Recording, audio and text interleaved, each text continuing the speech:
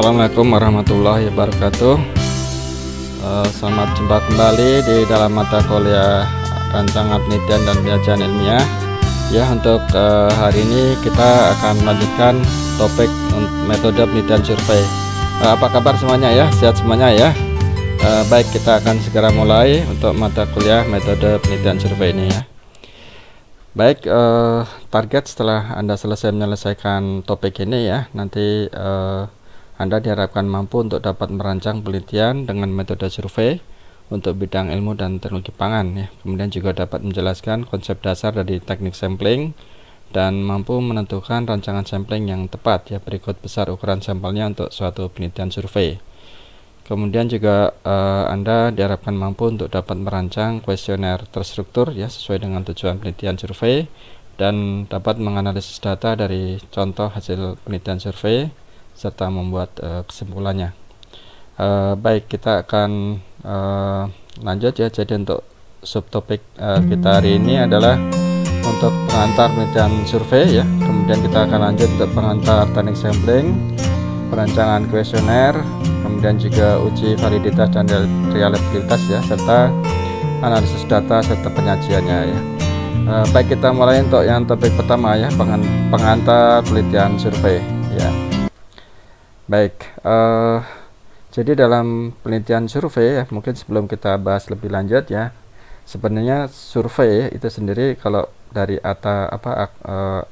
asal katanya, etimologi dari asal katanya itu berasal dari bahasa Latin yang terdiri dari dua kata ya, sur itu di atas ya, mungkin seperti mirip dengan bahasa Prancis tuh, sur juga bahasa Prancis di atas ya, dan videre itu artinya melihat, yang artinya kalau survei itu artinya adalah melihat di atas ya. Nah, kemudian survei itu juga merupakan suatu bentuk penelitian dengan cara pengumpulan data yang sistematik dari suatu populasi yang terdefinisi dengan baik yang menjadi kepentingan penelitian tersebut. Jadi ini kalau pengertian dari survei ya. Kemudian kalau ada juga yang mendefinisikan bahwasanya survei merupakan suatu pendekatan kuantitatif ya dalam penelitian dan mengandung langkah-langkah seperti penarikan sampel, pengembangan kuesioner ya, menstandarisasi pengukuran, dan menghasilkan data kuantitatif yang dapat dianalisis menggunakan metode statistik. Nah, mungkin saya sarankan bisa untuk membaca ya buku Designing and Constructing Survey Research. Ini juga saya juga baru dapat bukunya, belum selesai baca juga. Baik, dari klasifikasi metode survei sendiri ya, kalau berdasarkan dari tujuan penelitian bisa dibedakan menjadi survei deskriptif, yaitu bertujuan untuk memberikan gambaran atau penjelasan tentang sesuatu, yang meliputi survei deskriptif itu memerlukan teknik pengumpulan data seperti wawancara, angket, dan observasi. Nah, outputnya nanti adalah statistika deskriptif ya, seperti tendensi sentral artinya rata-rata, median ya, kemudian ukuran penyebarannya seperti varians atau ring, dan juga ukuran korelasinya. Bisa juga tujuan survei ini adalah untuk menganalisis sesuatu masalah ya, jadi bertujuan untuk melakukan analisis ya, jadi untuk mengkaji hubungan antar variabel. Jadi di sini nanti statistika yang digunakan adalah statistik inferensial ya. Baik, kemudian berdasarkan dari waktu pengumpulan datanya, nah survei itu ternyata bisa dibagi menjadi survei melintang ya, cross sectional survey gitu. Jadi survei untuk membandingkan dua kelompok orang atau lebih ya, atau dua populasi untuk perbedaan yang ada pada kelompok-kelompok tersebut. Jadi pengumpulan data itu untuk yang cross sectional survey ini itu adalah dilakukan hanya satu kali pada periode waktu tertentu ya. Sedangkan kalau survei longitudinal ya, itu tujuan penelitiannya adalah untuk mengukur perubahan populasi dari waktu ke waktu. Jadi ada nanti perubahan waktu itu, ada perubahan atau tidak, jadi di survei populasi itu disurvei. Jadi ini banyak dilakukan ya, kemudian seperti untuk treatment ataupun juga kebijakan untuk memberikan misalkan langkah-langkah untuk tindakan tertentu ya, dalam biasanya kebijakan pemerintah misalkan untuk memberikan BLT atau juga memberikan vitamin pada suatu masyarakat. Nah, kemudian disurvei secara periodik, pada tahun ini disurvei dan tahun berikutnya disurvei kembali gitu ya. Jadi Untuk survei longitudinal sendiri dibedakan menjadi 3, disebut dengan trend studies ya, cohort studies. Jadi ada istilah cohort, ini sering orang-orang Dapkes, orang Badan POM itu sering melakukan studi dengan cohort studies ini. Dan yang ketiga adalah panel studies. Jadi masing-masing ini ada beda dalam aspek dari responden yang digunakan. Tiga-tiganya sama, yang melakukan survei dari waktu ke waktu ya. Jadi misalkan tahun ini disurvei, tahun depan disurvei kembali gitu. Jadi untuk melihat apakah ada perubahan atau tidak dari populasi ya. Oke, dari cross sectional survei ya. Jadi informasi dikumpulkan pada suatu waktu tertentu. Jadi hanya sekali. Kemudian kalau yang survei longitudinal ya, yang disebut dengan trend studies, jadi pengumpulan data dari suatu populasi dilakukan pada beberapa titik dalam satu rentang waktu ya. Jadi setiap kali pengumpulan data dilakukan melalui sampel yang mewakili populasi dan bukan dilakukan terhadap responden yang sama. Jadi kalau yang ini bedanya, trend studies itu respondennya boleh beda ya dalam setiap survei. Misalkan tahun ini respondennya ABCD, yang tahun depan tuh respondennya mungkin sudah CD, GH, ataupun tapi dalam populasi yang sama respondennya beda. Nah, ini yang disebut dengan kajian angkatan atau cohort studies ya. Kenapa? Karena dicek ya dari sepanjang periode waktu tertentu ya. Misalkan setiap tahun dilakukan pengambilan sampel dari populasi tersebut untuk dipelajari. Nah, ini sampel yang diambil tadi dari anggota populasi yang dapat berbeda setiap tahunnya, tapi masih ke angkatan yang diberikan populasi yang sama gitu ya. Jadi meskipun respondennya juga boleh beda. Nah, dapat juga digunakan untuk membandingkan dua populasi dengan cara mengikuti perkembangannya ya. Dan yang ketiga itu kajian panel atau panel studies. Yang ini juga pengambilan datanya dilakukan secara periodik dan bertahap berulang ya. Nah, itu perkembangan subjek individual dapat dipelajari dengan menggunakan panel studies ini. Cuma kelemahan utamanya adalah peluang besar hilangnya subjek yang diteliti, karena dalam penelitian kajian panel ini diharapkan respondennya itu sama ya setiap kali pengumpulan data ya. Jadi otomatis kan mungkin saja dalam misalkan kalau tahun ini di survei ya, diambil datanya, tahun depan mungkin respondennya sudah nggak ada lagi gitu, misalkan sudah meninggal atau sakit atau alasan lainnya seperti pindah tempat dan lain-lain ya. Jadi ini tipe yang ketiga untuk survei longitudinal.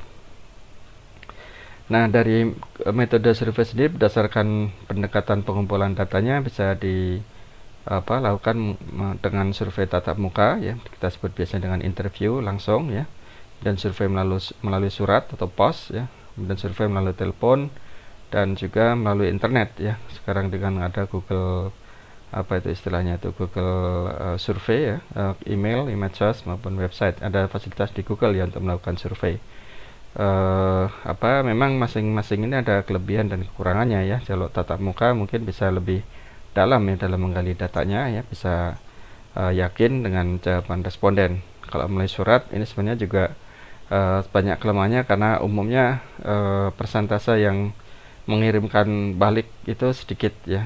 Nah, melalui telepon juga kadang-kadang terbatas ya. Kadang-kadang kan setiap responden pengen buru-buru gitu ya, tidak nyaman kalau melalui telepon ya. Kemudian juga melalui internet. Nah, sekarang kan karena di era informasi sekarang ya, semuanya dengan menggunakan handphone yang sudah berbasis Android, Windows ya. Jadi sebenarnya gampang sekali untuk melakukan survei melalui internet ini ya. Nah, mungkin Anda pernah sering dengar ya dengan sensus ya, misalkan sensus penduduk di tahun 2020 gitu ya. Jadi bedanya sensus ya, kalau sensus itu adanya penelitian ataupun pengambilan data itu dilakukan pada seluruh anggota populasi ya. Sedangkan kalau survei itu kan hanya sampel, yang diambil ada sampel, tetapi sampelnya itu yang mewakili ya. Jadi hasilnya itu bisa digeneralisasikan kepada populasi ya. Nah, dengan survei sampel ini akan lebih ekonomis daripada sensus. Kemudian informasi yang diperoleh melalui survei biasanya tidak mendalam ya. Kalau sensus biasanya lebih lengkap gitu ya. Oke, nah mungkin juga ada polling ya, polling yang paling populer kalau zaman-zamannya pilpres, pilkada ya, biasanya polling ya, siapa yang calon kuat untuk terpilih dan seterusnya ya, atau siapa yang akan dipilih ya. Nah ini jadi kalau polling itu berbeda dengan survei ya, karena polling biasanya memang sama-sama cara mengumpulkan faktanya mengenai pendapat, mengenai kuesioner ya, atau mengenai wawancara atau interview, tetapi biasanya format jawaban yang dijaring melalui polling itu umumnya lebih sederhana ya dibandingkan dengan survei. Kemudian juga jumlah pertanyaan dalam kuesioner untuk polling biasanya lebih sedikit dibandingkan survei, dan umumnya polling jarang menggunakan wawancara yang mendalam ya, dan jangka waktu yang jauh lebih pendek ya dibandingkan dengan pelaksanaan survei. Umumnya polling biasanya dalam dalam sebulan misalkan ya, ataupun bahkan hanya dalam ring 1 minggu gitu ya.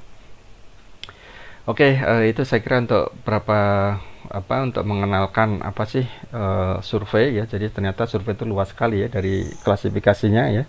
Tujuannya juga beda-beda, dan juga bentuk-bentuk survei itu ternyata banyak ya. Nah, yang penting sekarang adalah untuk langkah-langkah penelitian survei yang baik ya. Jadi untuk melakukan survei, yang pertama kita harus memformulasi masalah penelitian ya. Jadi bisa meliputi identifikasi masalah maupun juga perumusan masalah. Nah, yang kedua adalah untuk penyusunan kerangka teori dan pengajuan hipotesis ya. Kemudian yang ketiga adalah penentuan teknik samplingnya ya, kan nanti ada kita bahas ya mengenai apakah kita akan menggunakan probabilitas sampling atau menggunakan non probabilitas sampling. Jadi nanti akan kita bahas ya di slide berikutnya. Kemudian tahap keempat ya, langkah keempat adalah untuk menentukan metode pengumpulan datanya, apakah menggunakan survei tertulis ya dengan written survey ya melalui kuesioner tertulis, atau survei oral ya menanyakan langsung via telepon, atau survei elektronik ya menggunakan internet, website, atau email ya, SMS, medsos dan lain-lain ya. Jadi bisa melalui Google ya. Itu sekarang banyak metode untuk survei. Nah, saya kira dengan kondisi pandemi corona sekarang ya, itu kalau Anda sudah ditugaskan untuk meneliti ya sebagai tugas akhir, sebenarnya penelitian survei ini potensial untuk dilakukan ya.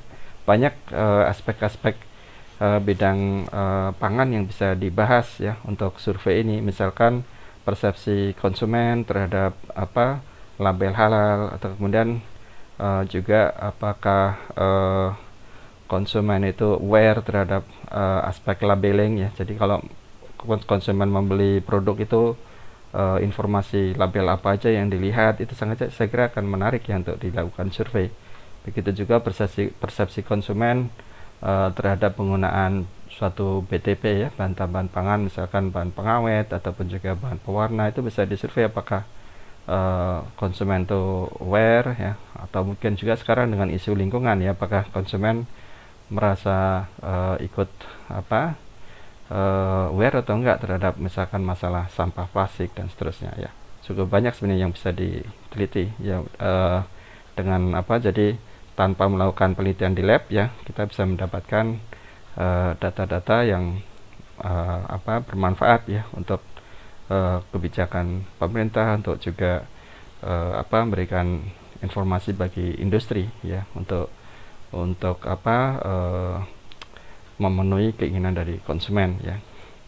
Oke, langkah kelima adalah untuk melakukan pekerjaan lapangan sendiri, yaitu termasuk memilih dan melatih pewawancara. Jika ini adalah kita menggunakan kita sebut kadang-kadang pewawancara adalah enumerator ya. Jadi enumerator atau orang yang ditugaskan untuk mengambil data ya. Dulu saya pernah punya pengalaman ya, sebelum bekerja ya, ataupun pas tingkat akhir ya, sudah tinggal menunggu wisuda. Nah, itu ikut jadi enumerator ya di banyak survei ya. Jadi lumayan ya, dia dapat honor yang besar ya. Kemudian pengumpulan dan pengolahan data ya, ini bisa untuk analisis deskriptif atau analisis korelasional ya, korelasional, artinya mungkin dengan regresi semacam itu ya, ataupun dengan korelasi bivariate ya, analisis regresi ataupun analisis komparasi dengan UGT dan seterusnya. Nah, berikutnya terakhir adalah untuk pengajuan kesimpulan ya, memformulasi kesimpulan, membuat laporan dan juga rekomendasi. Jadi ini adalah 7 langkah dalam formulasi untuk penelitian survei ya. Jadi kalau Anda nanti tertarik, saya kira potensial ya, nanti kalau Anda nggak punya data dana penelitian misalkan ya, itu bisa memformulasi survei seperti ini akan sangat menarik ya. Oke, baik, saya kira itu ya untuk pengantar penelitian survei. Nah, kita sekarang akan membahas mengenai pengantar teknik sampling ya. Oke. Baik, jadi tadi apa yang membedakan antara sensus dengan survei ya. Kalau survei kita tidak melakukan pengambilan data pada populasi, tapi adalah pada sampel yang terpilih ya. Jadi itu yang disebut dengan sampling ya. Jadi definisi dari sampling sendiri adalah proses menyeleksi sejumlah elemen dari populasi ya, sehingga dengan mempelajari sampel ya, dan memahami sifat-sifat subjek dalam sampel, kita akan mampu untuk mengeneralisir ya, atau menduga sifat-sifat tersebut ke dalam elemen-elemen populasinya gitu ya. Jadi dari populasi kita ambil sampel ya, sampelnya harus yang representatif ya, yang mewakili. Kemudian hasil temuannya itu kita bisa untuk menduga, mengeneralisir pada populasinya gitu. Jadi dengan demikian kan lebih efisien ya. Jadi sampling ini sangat penting, tidak hanya di survei ya, tapi di dalam penelitian laboratorium ya kita, ataupun juga di industri pangan ya, sampling ini sangat penting ya, karena kita hampir tidak mungkin ya untuk menganalisis keseluruhan populasi itu ya. Jadi ini penting ya untuk dan syarat dari sampling ya, ini harus representatif ya. Jadi baik dari jumlah maupun juga dari aspek karakteristik yang dimiliki populasi ini. Nah, ini gambaran yang sangat baik ya. Jadi di sini theoretical population ya, populasinya sini, kemudian studi populasinya mungkin akan lebih kecil ya dari, dan sampel itu adalah representatif dari populasi yang dikaji ya. Oke, jadi ini kenapa kita melakukan sampling ya. Jadi alasan pentingnya sampling ya, pertama adalah tidak mungkin untuk mengumpulkan seluruh data populasi ya, misalkan mengajukan polling ke seluruh penduduk Indonesia gitu ya. Atau kalau di industri pangan misalkan ya, kita disuruh untuk mengecek kan salah satu kritikal untuk makanan kaleng adalah kondisi sealingnya ya, double seamingnya itu apakah rapat atau tidak. Nah, kalau kita periksa semua kaleng ya, nanti industri pengalengan tidak akan jadi jualan ya, karena kalengnya kita bukain semua untuk diukur kerapatannya ya, dengan diukur overlapnya, diukur untuk melihat seberapa besar persen overlapnya ya. Nah, itu kan tidak mungkin ya. Jadi kita biasanya ngambil sampling ya, di industri pengalengan misalkan kan diambil sampling, misalkan setiap 1 jam sekali diambil 1 kaleng untuk diperiksa kondisi dari double simmernya ya. Kemudian sampling ya, dengan menggunakan sampling kita juga akan dapat menghemat waktu, biaya, dan sumber daya lainnya ya. Jadi dari biaya analisis terutama ya, dan juga biaya pekerja ya, dan waktu ya, kan jadi lebih singkat ya. Kemudian dengan sampling ini ya, kita akan dapat mendapatkan data secara cepat tanpa perlu menghitung keseluruhan populasi. Nah, ini mungkin yang dipakai oleh para surveyor ya, untuk quick count pemilu, pilkada ya, pilpres ya. Quick count itu kadang-kadang lebih cepat ya, dan ternyata akurat gitu, tidak hampir sama dengan hasil real count ya. Nah, kemudian terkadang hasil dengan sampling ini lebih akurat atau dipercaya sebab peneliti atau pemeriksa ya tidak lelah atau jenuh. Jadi tenaga analis ya, ataupun operator itu tidak capek ya untuk memeriksa gitu ya, tidak jenuh. Jadi lebih teliti dalam mengukur ya. Nah, terkait dengan jumlah sampel yang harus diambil, sebenarnya banyak sekali ya persamaan-persamaan matematik ataupun juga persamaan untuk menghitung jumlah sampel gitu ya. Tapi untuk memudahkan bagi kita ya, sebenarnya kita bisa menggunakan juga tabel yang sudah dibuat orang seperti Morgan dan Gracie ya, dalam Rumas Karen 2003. Ini menyediakan jumlah sampel berdasarkan jumlah populasi. Jadi kalau populasinya itu misalkan di dalam kelas P1 ini ya, untuk RPPI P1 hanya 28 kan, kisarannya sini ya, 25-30. berarti nanti jumlah sampelnya berapa, ternyata 28 diambil ya. Dan kalau populasinya misalkan 5.000 gitu ya, ternyata kita harus mengambil sampelnya 357. Jadi kalau Anda misalkan sampelnya itu adalah populasi dari mahasiswa di IPB gitu ya, atau mungkin di ITB saja gitu ya, nah itu mungkin berapa jumlahnya, sekitar 300 atau 500 gitu ya.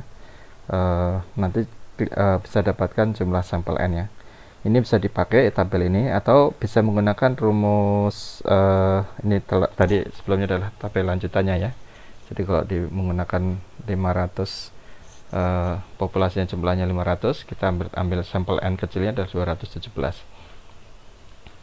Nah, rumus Slovin ini juga sangat banyak digunakan ya kalau kita baca artikel-artikel ilmiah yang ataupun deskripsi ya, karya ilmiah deskripsi, disertasi atau tesis. Biasanya pendekatan untuk menghitung jumlah sampel sampel untuk disurvei itu adalah menggunakan rumus Slovin ini ya. Jadi N kecil sama dengan N besar dibagi 1 tambah N besar dikalikan E kuadrat. Jadi N kecil adalah ukuran sampel yang kita ambil, N besar adalah ukuran populasi. Ya, E ini adalah E ya, E kecil maksudnya persentase kelonggaran penelitian, persentase kelonggaran ketelitian kesalahan pengambilan sampel yang masih bisa ditolerir. Jadi E ini kisarannya kadang-kadang 0,1 atau 0,2 tergantung dari jumlah populasinya. Jadi kalau menurut Slovin, E-nya 0,1 atau 10% nantinya ya untuk populasi dalam jumlah besar, tapi E-nya bisa 0,2 atau 20% untuk populasi dalam jumlah kecil. Nah, Anda bisa mengadopsi ini yang paling sederhana, rumus untuk menentukan jumlah sampel yang diambil ya. Jadi ini terkait dengan jumlah sampel untuk sampling ya, kita menggunakan rumus Slovin. Jadi berikutnya kita akan membahas mengenai jenis sampling sendiri yang ada kita sebut dengan probability sampling dan non probability sampling. Jadi berdasarkan kesempatan terpilihnya setiap elemen dalam populasi ya, jenis pengambilan sampel itu dibedakan menjadi probability, artinya semua anggota pada populasi itu memiliki kesempatan yang sama ya untuk dipilih menjadi sampel ya. Sedangkan kalau non probability itu tidak sama kesempatannya, karena ini tergantung dari kemauan atau kebijakan dari peneliti yang non probability sampling nih. Nah, ini untuk memudahkan ya, jadi sampling teknik itu ada kita sebut dengan non probability sampling teknik ya, sehingga kalau tidak memberikan peluang yang sama bagi anggota populasi untuk terpilih, ataupun yang probability sampling teknik. Jadi yang non probability itu terdiri dari convenience sampling ya. Nah, convenience yang paling mudah. Jadi misalkan Anda survei ke konsumen gitu ya, pengennya adalah untuk ngambil sampelnya di Giant Botanic Square gitu ya, untuk memudahkan misalkan. Nah, Anda tinggal menunggu aja. Jadi misalkan pembeli di Giant ya, yang ditemui paling duluan, ataupun yang mau disurvei, yang diambil sebagai sampel ya. Jadi itu convenient sampling. Atau judgmental sampling ini juga tergantung dari kebijakan peneliti. Biasanya dipilih sampelnya itu adalah karena alasan-alasan yang tertentu yang bisa ada alasan logisnya ya. Misalkan kalau kita mensurvei untuk misalkan untuk aspek kriteria kemasan gitu ya, kriteria kemasan yang baik itu apa. Nah, berarti Anda harus mensurveinya adalah ke bagian-bagian bidang kemasan di industri pangan gitu ya, mungkin yang pengguna industri pangan. Kemudian kuota sampling ini biasanya berdasarkan proporsi ya. Jadi biasanya kalau proporsi misalkan laki-laki perempuan dalam kelas ya, P1 itu adalah 60% perempuan, 40% laki-laki. Nah, nanti saat mengambil sampling sejumlah misalkan dari 40 itu di hanya 28 kan jumlah di P1. Nah, itu nanti 60% sampel yang terambil itu harus sesuai dengan proporsinya gitu. Nah, kalau snowball sampling biasanya dilakukan dengan menggunakan rekomendasi dari responden yang pertama diperoleh. Jadi misalnya kalau kita ketemu satu responden kemudian kita tanya responden itu siapa lagi yang bisa diwawancarai, siapa lagi yang bisa dimintai keterangannya gitu ya. Jadi itu akan memudahkan kita ya. Saya dulu juga pernah menggunakan teknik snowball sampling ini ya untuk memudahkan mempercepat memperoleh datanya gitu ya. Nah, berikutnya untuk probability sampling teknik ya. Jadi setiap anggota dari populasi itu memiliki kesempatan yang sama untuk terambil sebagai sampel gitu ya. Itu ada disebut dengan simple random sampling, kemudian systematic sampling, stratified sampling, ya, cluster sampling, dan juga ada sampling teknik ya. Biasanya yang 3-4 ini sudah cukup banyak ya. Ini adalah gambaran dari non probability sampling ya, gambaran untuk memberikan gambaran yang purposive sampling atau judgmental sampling. Jadi memilih sampel itu secara sengaja ya dengan suatu kriteria tertentu. Misalkan seorang individu untuk dijadikan sampel itu karena judgmental, karena ada memang alasan tertentu gitu. Misalkan kita ingin mensurvei perilaku dari guru-guru sekolah gitu di sekolah dasar gitu ya. Nah, mungkin yang disurvei bisa kepala sekolahnya gitu ya. Kemudian haphazard ini adalah yang disebut dengan convenience atau accidental sampling ya. Jadi peneliti itu dapat memilih orang atau responden yang terdekat dengannya atau yang paling mudah atau yang pertama kali dijumpainya ya, saat ia berada di lokasi survei ya. Jadi mana yang gampang saja gitu, tidak memberikan suatu batasan. Itu adalah dengan convenience atau accidental sampling. Jadi bisa juga dipakai kalau nanti Anda meneliti konsumen misalkan ya, respon konsumen segala macam, bisa juga dengan convenience sampling ini. Berikutnya adalah untuk non probability sampling yang kuota sampling ya. Jadi kuota artinya berdasarkan dari porsinya, proporsinya gitu ya. Jadi disesuaikan dengan proporsi dari populasinya gitu. Jadi ini untuk kuota sampling. Kemudian snowball sampling, jadi peneliti mewawancari satu orang ya, kemudian dari satu orang itu diminta rekomendasi mana, dan rekomendasi yang A, B ini. Nah, dari sini kita minta lagi siapa yang bisa di ini, dapat 3 ini.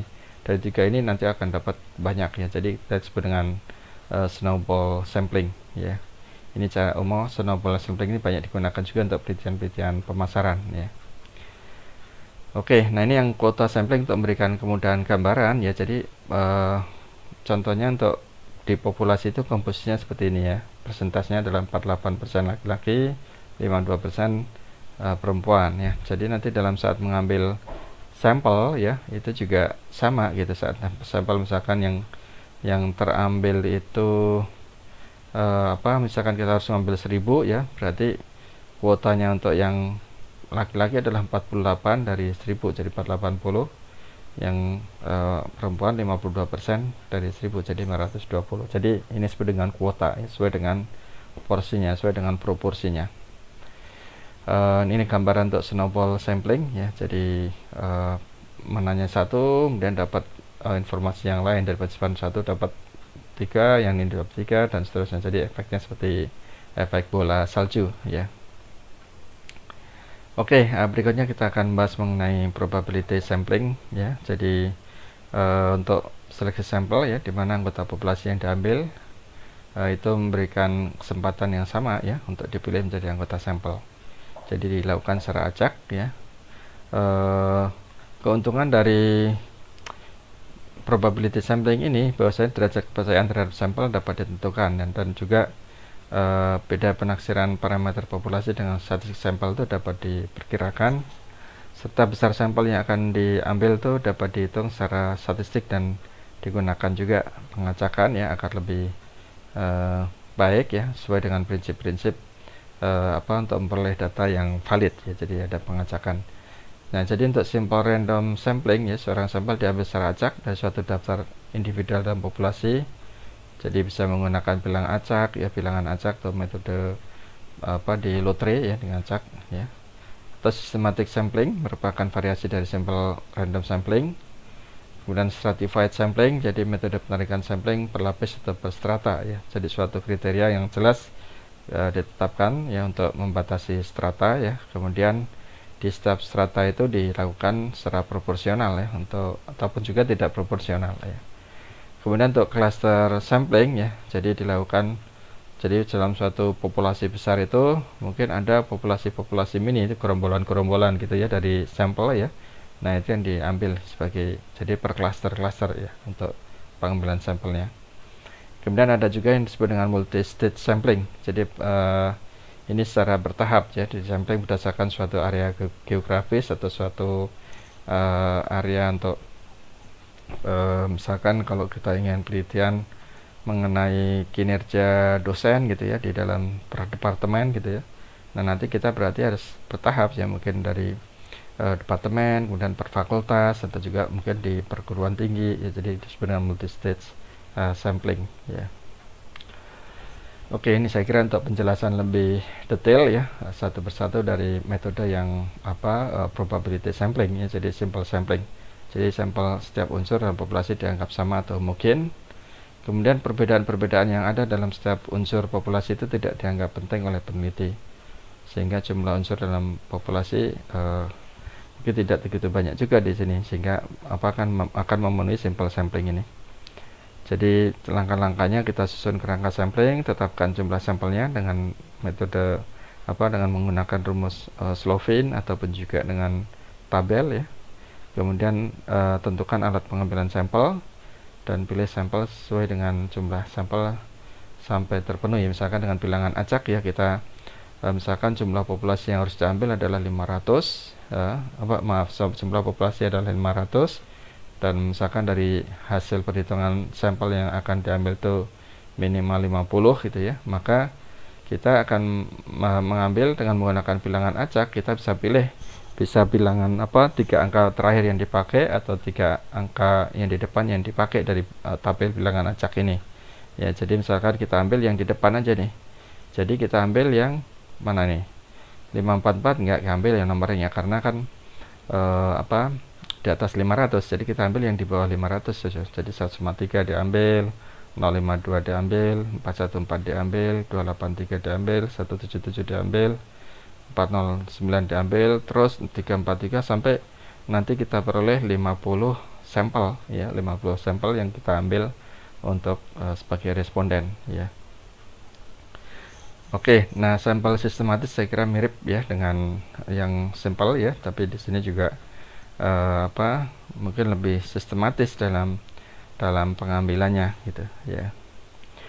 Kemudian sampel yang distratakan ya, jadi misalkan dari suatu populasi itu heterogen ya, jadi misalkan dalam jenis kelamin, pendidikan, pendapatan ya, status pekerjaan dan sebagainya, maka mungkin keanekaragaman dari sampel ini akan dapat berpengaruh pada hasil studinya ya, dari survei yang dilakukan, sehingga kita harus melakukan distratakan dulu ya. Jadi susun kerangka samplingnya, kemudian bagi kerangka sampling ke dalam strata yang dikehendaki ya, misalkan berdasarkan tingkat pendidikan, atau berdasarkan pendapatan, atau status pekerjaan dan seterusnya ya. Kemudian tentukan jumlah sampel secara keseluruhan, dan kemudian juga tetapkan jumlah sampel dalam setiap strata ya, sesuai dengan apa yang ditetapkan ya, dan pilih sampel dari setiap strata itu secara acak ya, stratum harus secara acak. Oke, itu tahapan dari untuk sampel acak yang distratakan tuh kemudian terakhir untuk cluster sampling ya. Jadi untuk sampel yang akan diambil adalah sekelompok orang ya, bukan individual, maka sampel gugus bisa digunakan misalkan ingin meneliti kinerja dosen berdasarkan fakultas gitu ya.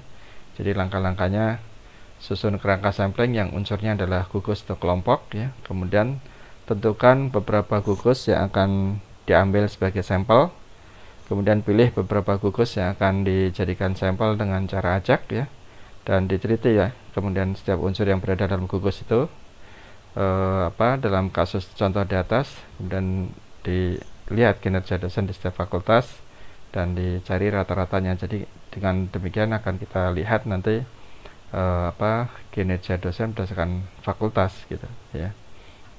Jadi menggunakan clustering ya, dari fakultas dulu, kemudian departemen ya. Jadi kan di fakultas kan banyak ya, dari departemen A, B, C dan seterusnya ya.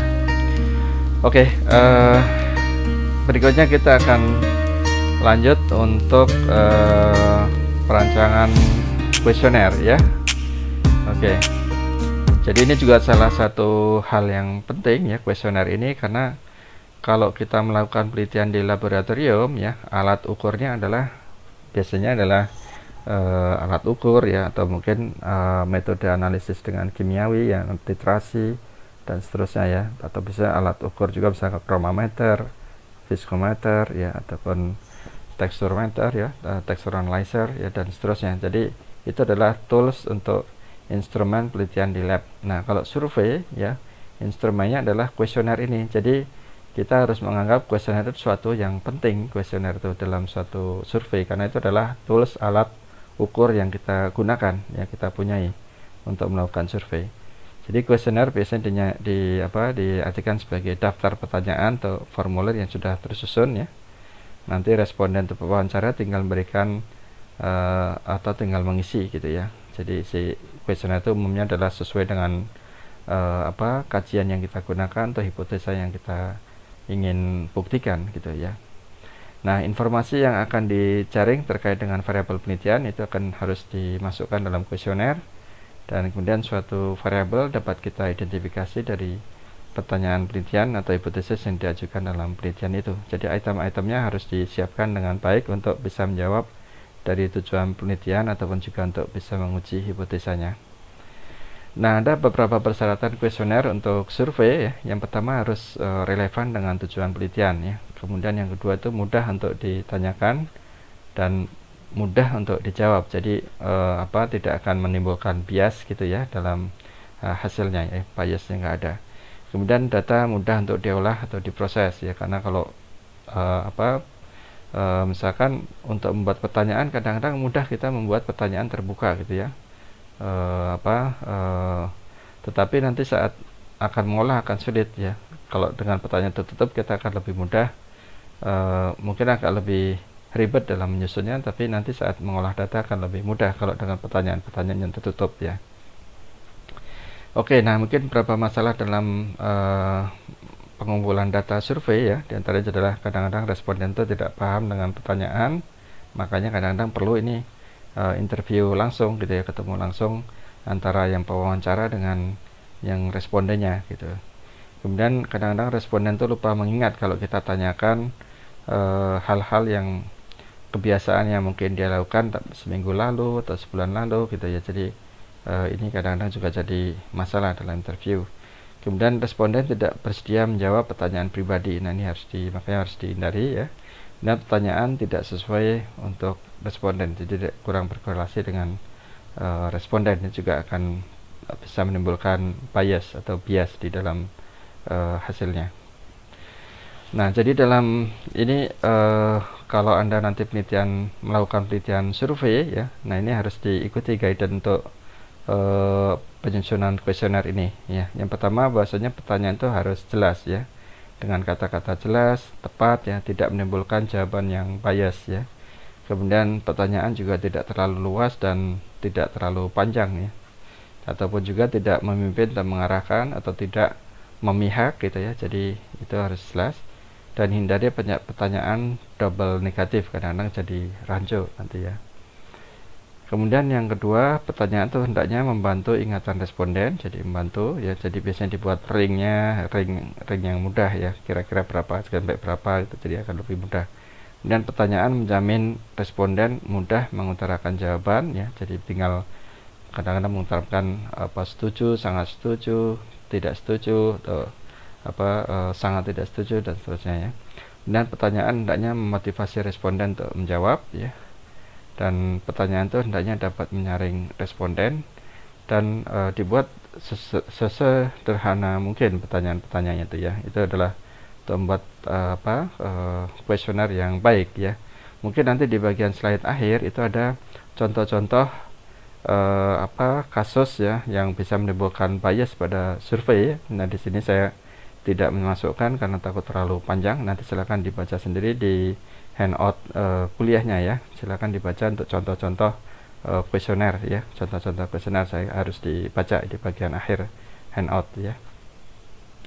Oke, nah setelah kita mempunyai kuesioner yang tersusun ya, nah kita perlu, karena kuesioner itu adalah alat uji kita ya, alat ukur penelitian kita, itu penting ya. Seperti halnya kalau kita punya instrumen kan harus dikalibrasi gitu ya, apakah instrumennya itu valid, ataupun juga apa keakuratan, akurasi dan presisinya dari alat ukur yang kita punya itu bagus atau tidak. Nah kuesioner ternyata juga sama kasusnya dengan instrumen untuk alat di lab ya. Jadi kuesioner itu juga harus diuji coba dulu ya, trial di lapangan. Nah, itu dengan responden yang mempunyai karakteristik yang sama dengan responden yang sebenarnya, itu minimal 20 orang responden umumnya ya. Kemudian tujuan uji coba ini adalah untuk mengetahui validitas dan reliabilitas instrumen dari instrumen survei ya, bukan instrumen alat lab ya, tapi adalah instrumen survei yaitu kuesioner. Jadi ini penting ya untuk mengetahui validitas dan reliabilitas dari kuesioner yang kita buat.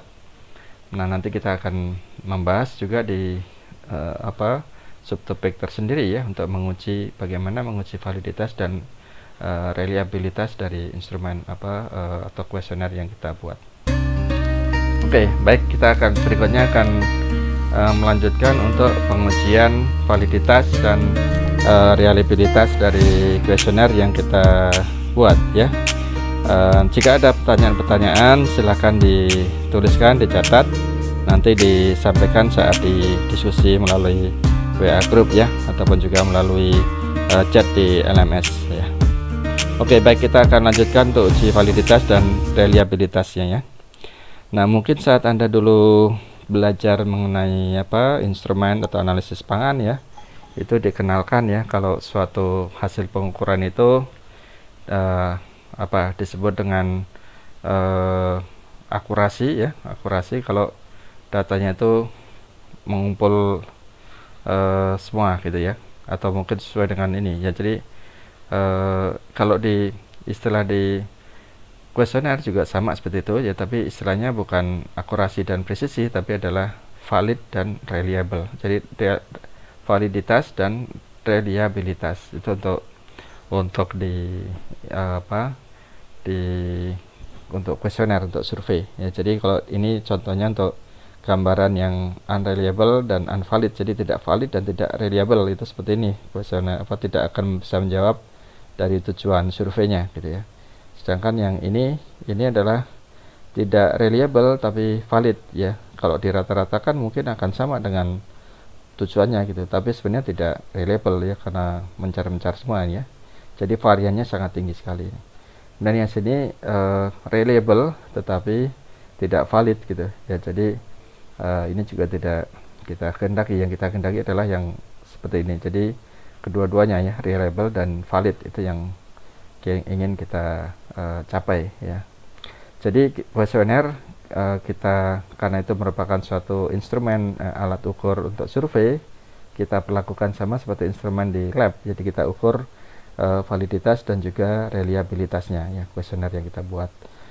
Oke, baik, ini pengertian mengenai validitas ya, berasal dari kata validity yang mempunyai arti sejauh mana ketepatan atau kecermatan suatu alat ukur dalam melakukan fungsi ukurannya ya. Jadi sesuai nggak dengan nilai yang memang ingin diukur itu gitu ya. Jadi validitas dalam penelitian menyatakan derajat ketepatan alat ukur penelitian terhadap isi sebenarnya yang diukur ya. Jadi uji validitas digunakan untuk mengukur sah atau valid tidaknya suatu kuesioner. Nah, kemudian suatu kuesioner dikatakan valid jika pertanyaan pada kuesioner itu mampu untuk mengungkapkan sesuatu yang akan diukur oleh kuesioner tersebut gitu ya. Jadi tadi saya bilang validity itu mirip dengan akurasi ya. Jadi sebenarnya gambaran itu tidak hanya mirip ya, sebenarnya kalau dari pengertian yang kita gali lebih dalam itu agak beda ya, karena kalau akurasi biasanya memang untuk instrumen lab atau hasil analisis dengan tools titrasi ataupun yang lain-lain ya. Akurasi biasanya diukur ya dari ulang-ulangan pekerjaan yang di lab ya. Tapi validity ini untuk di kuesioner ya. Jadi meskipun mungkin dari aspek pengertian untuk memudahkan ya, mirip dengan akurasinya ya, untuk keakuratannya.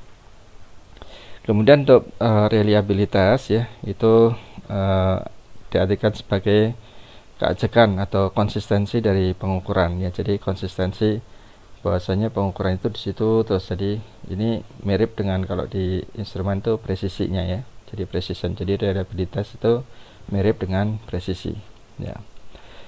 Jadi meskipun ininya juga beda, karena kalau reliabilitas kita hanya dilakukan untuk di instrumen di survei ya, kuesioner, sedangkan kalau di lab dengan instrumen dengan metode analisis kimiawi ya, kita gunakan kata-kata presisi ya, precision.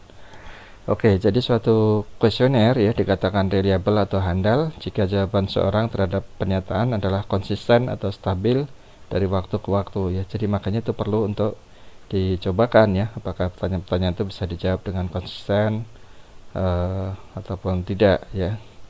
Jadi ini yang akan kita bahas ya, uji pengujian validitas dan reliabilitas ya.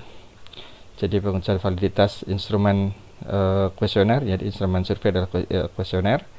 Jadi pada setiap instrumen baik tes maupun non tes terdapat butir-butir atau item pertanyaan ya, ataupun pernyataan. Nah, nanti dikatakan valid jika pertanyaan pada kuesioner itu mampu untuk mengungkapkan sesuatu yang akan diukur oleh kuesioner tersebut ya.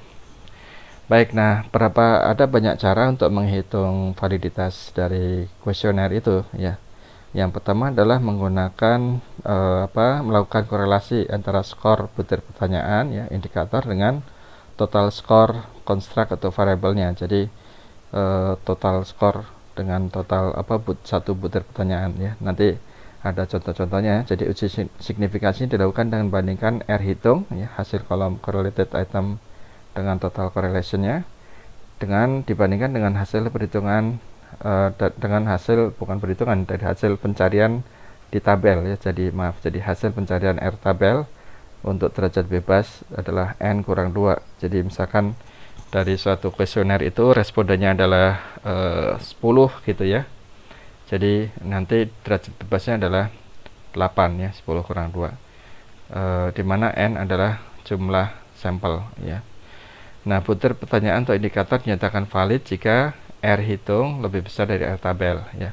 Nah, nanti sebenarnya dengan SPSS kita juga sudah diberikan nilai signifikansi ya, bahkan sudah diberikan tanda oleh SPSS tuh, kalau yang mana yang signifikan artinya yang valid ya, itu sudah diberikan. Misalkan item-item pertanyaan mana yang valid gitu sudah ada sebenarnya ya. Nah, ini sebagai contoh nih ya, ini output uji validitas SPSS. Jadi dalam ini misalkan ada 3 item pertanyaan ya, di sini ada corrected item dibandingkan dengan total correlation ya, dengan nilai totalnya itu nilainya adalah 0,328, 0,765 dan 0,425. Nah, ternyata kalau misalkan di tabel itu dengan N24 ya, diperoleh derajat bebas 22 ya, maka nilainya R tabel adalah 0,3438. Jadi yang mana yang tidak valid, artinya yang lebih kecil dari R tabel itu tidak valid, sedangkan yang lebih besar dari R tabel itu yang valid gitu ya. Ini untuk sementara ya dipahami untuk cara membuat untuk cara menjudge ya, untuk menilai apakah suatu item pertanyaan itu valid atau tidak dari menggunakan perbandingan nilai R hitung dengan R tabel. Jadi nilai R hitungnya adalah ini ya. Oke, jadi R hitungnya adalah 0,38, maka tidak valid, sedangkan item yang 2 dan 3 itu valid ya. Oke, nah dengan SPSS ya, selain dengan cara yang sebelumnya itu, nanti kita juga bisa menguji data kita itu dengan analyze, correlate, bivariate. Nanti tinggal diisikan indikator konstruk, artinya adalah item pertanyaan 1 sampai ke skor totalnya, dan pilih correlation coefficient percent ya. Nanti kita hitung, biasanya untuk kasus ini adalah two tail ya, jadi beda atau tidak saja gitu. Kalau one tail kan hanya satu arah ya, misalnya yang ini lebih besar dari yang ini dari yang B ya, tapi kita biasanya di sini pakai two tail saja ya. Jadi signifikasinya 0,05 untuk yang two tail ya. Oke, jadi kalau nilai signifikansinya itu kurang dari 0,05 ya, nanti nilai p value ya, nilai p kecil itu kurang dari 0,05 yang diberikan oleh SPSS, maka indikator atau pertanyaan itu dinyatakan valid ya. Jadi bisa dibandingkan dengan nilai t hitung dan versus t tabel, bisa juga menggunakan ini, atau bisa digunakan di SPSS sudah diberikan bintang nih. Nah, jadi kalau yang valid itu dikasih bintang ya. Sedangkan untuk yang ini nilai signifikansinya, maaf ya, jadi terhadap nilai total ya. Oke, dilihat dari output hasil signifikansi untuk semua indikator menunjukkan bahwasanya semuanya valid. Jadi kalau untuk kasus ini dilihat semuanya adalah valid ya. Mungkin di sini adalah beda dengan kasus sebelumnya ya, tapi di sini adalah untuk yang kasus ini dengan menggunakan indikator signifikansi ya, ataupun juga bintang yang diberikan oleh SPSS ya, itu menunjukkan valid ya ketiga item pertanyaannya. Nah, berikutnya untuk melihat reliabilitas dari kuesioner ya. Jadi tadi sudah kita jelaskan ya, bahwa kalau kuesioner disebut reliable atau handal itu jika jawaban-jawaban seorang responden itu stabil dari waktu ke waktu ya. Jadi misalkan contoh ada pertanyaan, apakah gaji itu upah yang diterima itu memuaskan, jawabnya memuaskan, tapi saat ditanya berikutnya apakah yang krusial untuk diatasi ya, ternyata ada yang jawab kenaikan upah, artinya kan nggak konsisten itu ya. Jadi seperti ini untuk sebagai contoh yang mudah ya dari aspek suatu kuesioner ya. Jadi mungkin harus dirubah ya formulanya ya. Oke, reliabilitas diukur dengan mengulang pertanyaan yang mirip pada nomor-nomor berikutnya, atau dengan jalan melihat konsistensinya ya, diukur dengan korelasi dengan pertanyaan yang lain. Jadi umumnya pengukuran reliabilitas itu dilakukan dengan dua cara ya. Pertama dengan melakukan repeated measure atau pengukuran ulang, ataupun juga one shot atau pengukuran sekali saja ya, tapi nanti dibandingkan untuk antar jawaban oleh responden ya. Oke, nah suatu construct atau variable itu dikatakan reliable ya jika memberikan nilai Cronbach alfanya itu lebih besar dari 0,7 ya, jadi lebih besar sama dengan 0,7 ya. Jadi kalau kurang dari 0,7 itu biasanya tidak diterima ya untuk reliabilitasnya. Tadi reliabilitasnya tidak baik atau kurang baik ya. Oke, ini misalkan ada suatu studi untuk mempelajari pengaruh fisik produk dan kualitas pelayanan terhadap keputusan pembelian. Nah, untuk cara melakukan uji reliabilitas ini, gunakan nanti analyze ya di data view-nya, analyze, scale, dan pilih reliability analysis ya. Kemudian masukkan semua pertanyaan indikator setiap variable ya. Setelah itu di box model alpha dan pilih untuk statistik dan deskriptifnya untuk data-data yang kita inginkan nanti barangkali diperlukan ya. Pilih item scale if item deleted, dan juga item inter item pilih correlation ya. Jadi itu nanti akan memperoleh informasi yang cukup lengkap ya dengan memilih item-item ini di saat melakukan analisis scale dan reliability analysis ini. Setelah itu kita klik OK sehingga akan muncul output pada SPSS. Nah, ini sebagai contoh Cronbach alpha dari hasil pengujiannya itu adalah 0,673 ya. Ini karena kurang dari 0,7 maka dinyatakan ini reliabilitasnya kurang baik ya, sehingga mungkin perlu dimodifikasi ya item pertanyaannya, atau mungkin dihapus salah satu atau lebih ya pertanyaan yang tidak valid ya. Nah, mungkin untuk contoh uji validitas dengan SPSS ya, saya akan membuka langsung dengan SPSS ya, dan di sini contoh SPSS sudah saya siapkan datanya. Nah, nanti untuk ini bisa buka untuk variable view ya. Jadi ini item 1 ini mewakili untuk pertanyaan 1 ya, item 2 pertanyaan 2, item 3 untuk pertanyaan 3, dan seterusnya. Semuanya desimalnya dijadikan 0. Kemudian measure-nya adalah ordinal. Karena apa? Karena data yang digunakan di sini ya, ini kalau dilihat value-nya ya, itu 1 itu nanti mewakili sangat tidak setuju, 2 mewakili tidak setuju, 3 netral, 4 setuju, 5 sangat setuju. Jadi sebenarnya ini bisa juga diaplikasikan untuk pengujian sensori ya, panelis. Jadi kalau sensori ada menggunakan sangat suka, sangat tidak suka, itu sebenarnya level-level ini bisa juga digunakan untuk melihat apakah pengujian sensori yang kita misalkan dari item rasa, aroma dan seterusnya itu apakah dia valid atau reliable atau tidak ya. Nah itu bisa juga untuk suatu produk mungkin tidak reliable semua parameternya gitu ya, bisa dicek. Nah ini adalah kalau sudah selesai kita formulasikan ya. Kemudian ada item total. Item total adalah hasil penjumlahan nanti dari datanya ya. Jadi kalau ini datanya item 1 itu adalah untuk pertanyaan 1, pertanyaan 2, 3, 4, 5. Ini untuk memudahkan kita ambil pertanyaannya 5 saja ya untuk diujikan. Ini adalah ada 10 responden yang diujikan ya. Mohon maaf tidak sampai 20 gitu ya, karena mungkin ini contoh saja.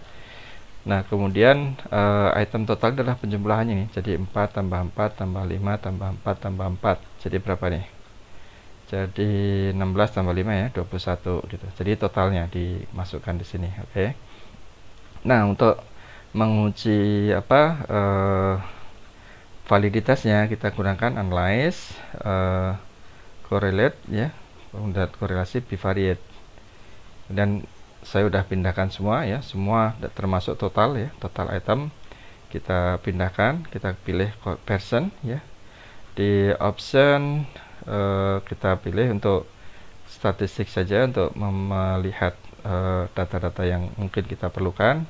Yang lain dibuat default, kita klik OK. Jadi sangat mudah sekali. Nah kita akan peroleh ini deskriptif statistiknya ya, rata-rata means-nya berapa dan standar deviasinya berapa. Nah kemudian di sini kita lihat nih pertanyaan 1 dengan total ya, kita lihat signifikasinya 0,018. Jadi adalah valid gitu ya, dikasih bintang ini valid. Pertanyaan 2 valid ya, nilai signifikasi kurang dari 0,05. Pertanyaan 3 valid ya. Nah pertanyaan 4 nih ternyata nilai signifikasinya 0,7 atau dia lebih besar dari 0,05 sehingga tidak dikasih bintang oleh SPSS ya.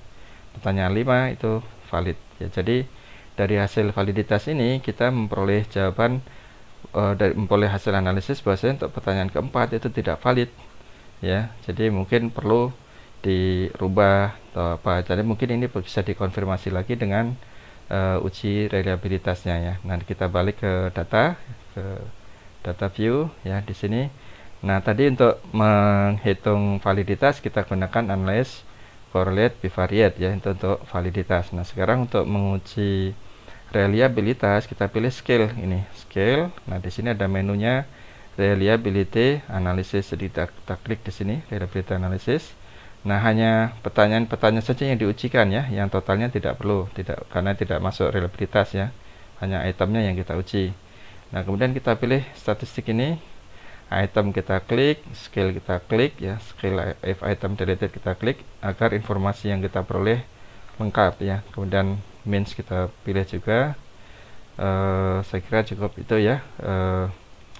Kemudian item-item bisa juga kalau mau dipilih correlation ya. Oke, habis itu continue. Kita ini alpha, oke, kurva alpha, oke.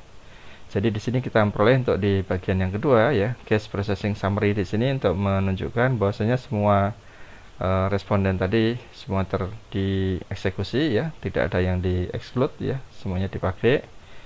Kemudian nah di sini menarik nih, nilai kurva alfanya adalah 0,571 ya. Ini yang menunjukkan reliabilitas dari kuesioner, paket kuesioner yang kita pakai ini ternyata kurang baik reliabilitasnya. Kenapa? Karena kurang dari 0,7 ya. Kriteria untuk disebut dengan reliable ya, dapat diterima itu kalau reliabilitasnya itu Cronbach alfanya ini lebih besar dari 0,7 ya, itu baru dibilang cukup ya.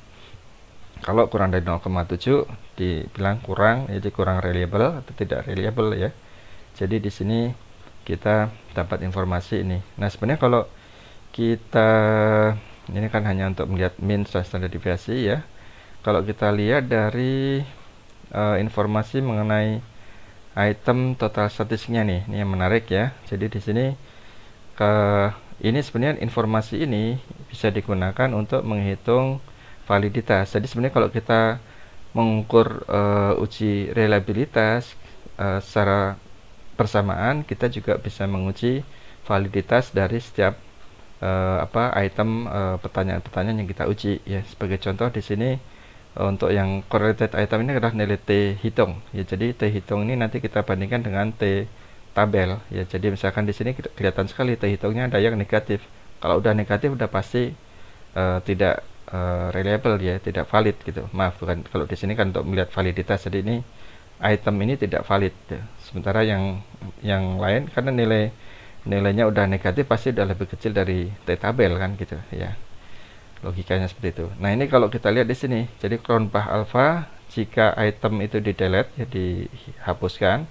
Nah, kita lihat sekali nih, pada pertanyaan 4 itu kita hapus, nanti Cronbach alpha yang kita peroleh akan meningkat menjadi 0,853 ya. Jadi awalnya berapa tadi? 0,571 ya, karena mengandung pertanyaan keempat. Nah, kalau pertanyaan keempat itu kita hapuskan ya, kita akan memperoleh Cronbach alpha ya menjadi 0,853. Jadi reliabilitasnya sangat baik ya kalau kita hapus yang pertanyaan 4. Nah, jadi kita alternatifnya bisa dihapus atau bisa diperbaiki ya. Nanti kalau udah diperbaiki nanti kita tes ulang gitu. Apakah pertanyaan 4 itu bisa menjadi reliable atau tidak gitu. Yang menjadikan reliabilitasnya baik atau enggak ya. Ternyata atau dia pertanyaan keempat itu valid atau tidak gitu. Jadi kalau validitas itu kita mengujinya bisa item ya. Setiap item dihitung valid atau tidak itu setiap item kuesioner ya. Sedangkan kalau reliabilitas itu adalah perhitungan keseluruhan. Jadi kalau ini jadi hanya satu aja gitu Cronbach alpha-nya. Jadi kalau kita gunakan ini bagus sekali ya. Jadi kalau pertanyaan 4 yang dihapus langsung naik Cronbach alpha-nya. Tapi kalau yang lainnya yang sudah bagus dihapus akan jadi jelek justru Cronbach alpha-nya gitu. Ya, itu saya kira untuk interpretasi dari uji validitas dan reliabilitas menggunakan SPSS ya. Jadi nanti belajar untuk input datanya ya. Jadi pertama invariable view kita kasih untuk item. Sebenarnya ini item ini bisa kita gunakan juga langsung pertanyaan 1, pertanyaan 2 itu juga boleh ya. Tapi kalau mau dibuat atau buat key 1, key 2 ya, question 1, question 2, question 3, question 4 key total itu boleh juga. Ini kan hanya untuk penamaan variabel ya. Jadi tidak masalah. Yang penting diperhatikan di sini ya, desimalnya 0, ini adalah ordinal ya. Sesuai dengan data yang kita input hanya ordinal. Dan di value kita berikan sesuai dengan pertanyaan yang digunakan ya. Oke ya, jadi sangat simpel. Jadi kalau kita ingin melihat langsung validitas item pertanyaan, setiap pertanyaan kita gunakan menu correlate bivariate ya. Sedangkan kalau untuk reliabilitas kita gunakan reliability analysis. Sebenarnya dengan menguji reliabilitas analisis ini kita secara tidak langsung juga bisa menguji validity ya dari setiap pertanyaan yang digunakan ya. Jadi karena diperoleh nilai T hitung ya dengan menggunakan tadi sudah kita lihat di outputnya ya. Ingat-ingat untuk yang di output tadi ya, ini kan kita peroleh nilai T hitung, kita bandingkan dengan T tabel.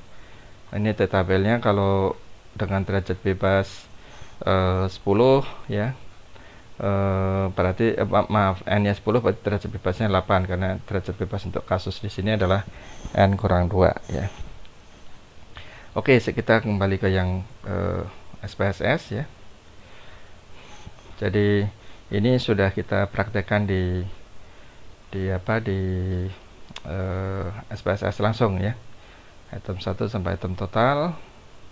Mungkin sedikit beda datanya yang tadi ya dengan yang saya input ya, tapi mirip lah untuk semuanya. Jadi untuk buka SPSS, buka variable view, kita input variabelnya ya, kita berikan name item 1 sampai item 5 itulah name variable ya, kolom name itulah name variable, dan kita gunakan semuanya ordinal ya.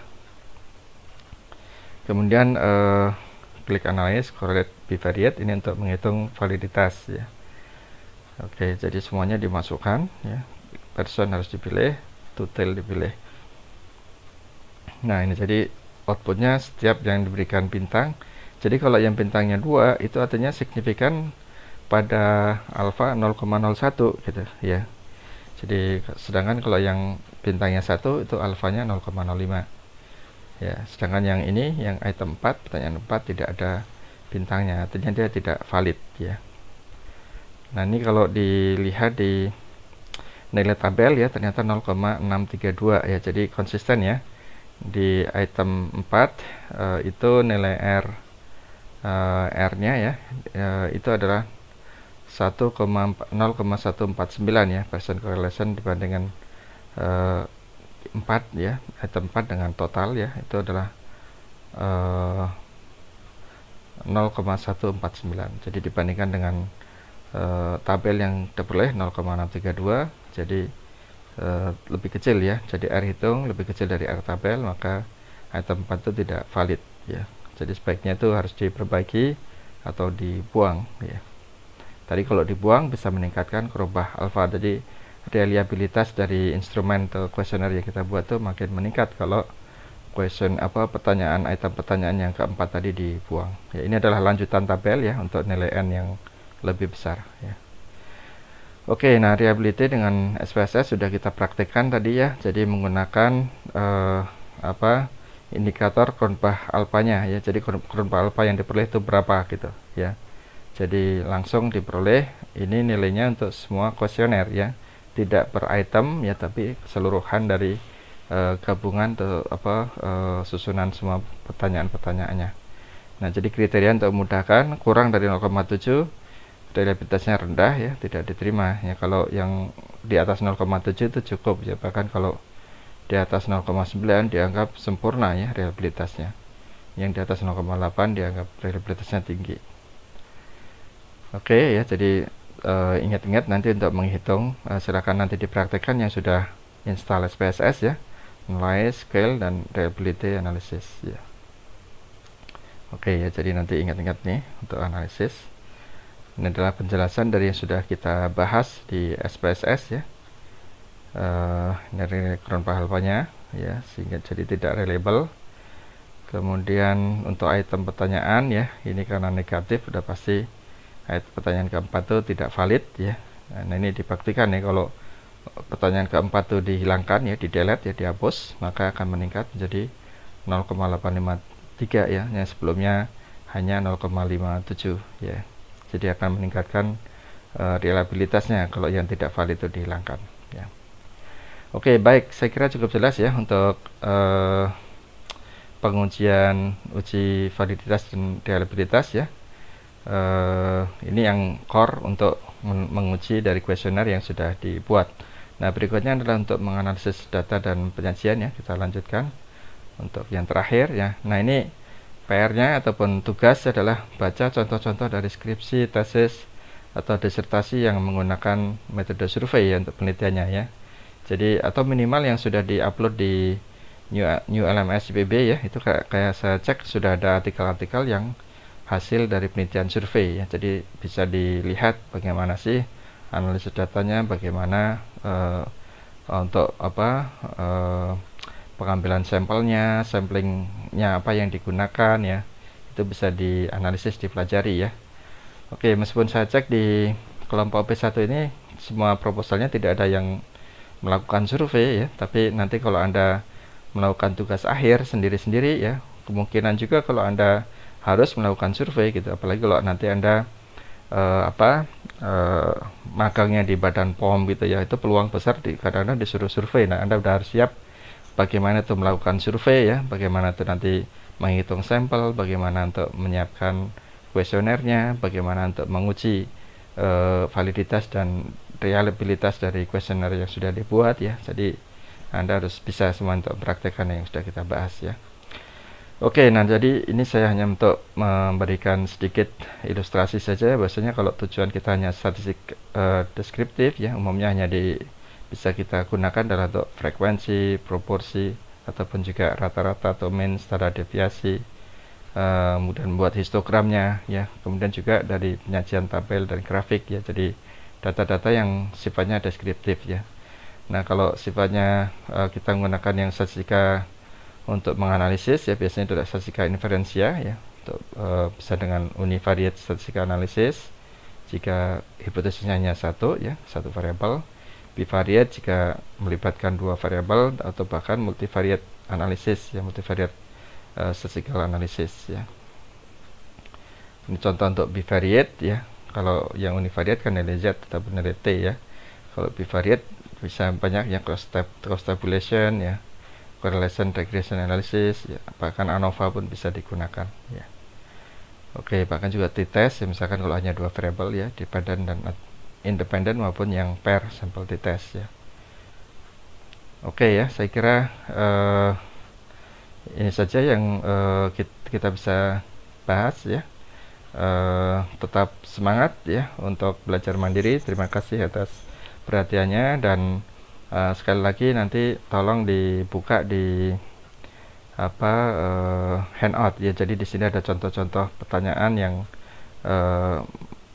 menyajikan kekeliruan yang menyebabkan bias dalam penyusunan pertanyaan ya. Jadi cukup banyak ya, nanti silakan dicek di LMS ya. Terima kasih. Assalamualaikum warahmatullahi wabarakatuh.